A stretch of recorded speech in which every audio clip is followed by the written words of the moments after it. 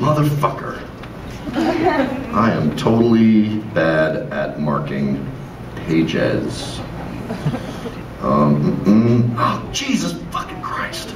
I know, the shit is in here somewhere.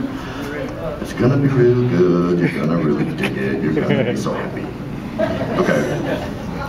Alright. Oh, that's good. I'm gonna make you even happier. How about them apples? My lungs weakened. I had so little breath that I would routinely have a panicked, choking fight for air just by standing up from a chair too quickly.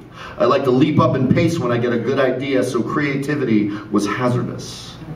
I couldn't stand all the way upright. I shuffled, half bent. It took me 10 minutes to cross my tiny apartment, piss, and return to bed. It took half an hour to go down the stairs of my building. I walked backwards, gripping the rail as if I were descending an Alp. I never connected this with the $300 worth of dope I was sniffing daily.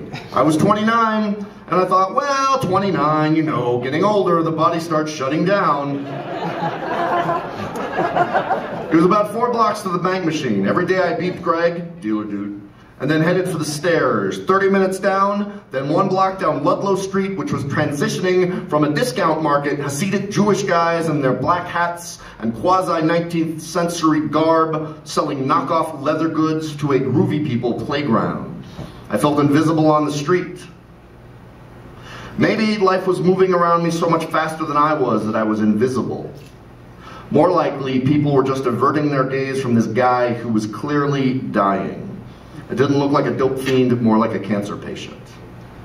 It took me 3 lights to cross Delancey, a white street leading to the Williamsburg Bridge looming gray in the distance. 1 walk and I started across the westbound lanes. When I was halfway across, Don't Walk started flashing. Drivers would rate rolling their eyes as I finally got to the traffic island. Some time spent wheezing on the traffic island, my heart racing. Then I started crossing the eastbound lanes. It took me 90 minutes, sometimes 2 hours, to the ATM and back.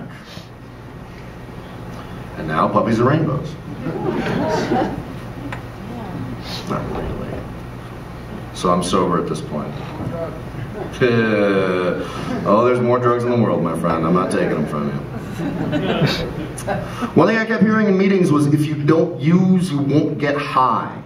But I got high all the time. I got really into getting up early in the morning to watch the light come on. I'd walk to get coffee and be stopped in my tracks when I saw the Manhattan Bridge against a pink sky framed by tenements.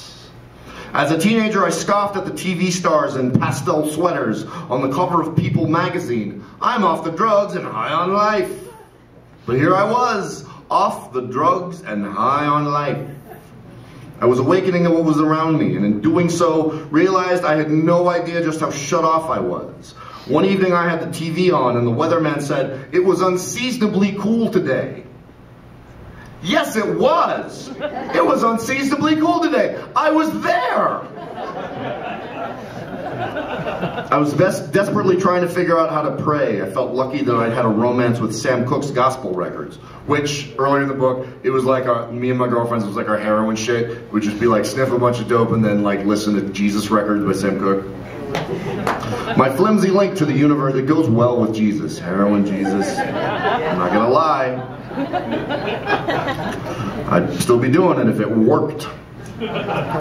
My flimsy link to the universe of faith.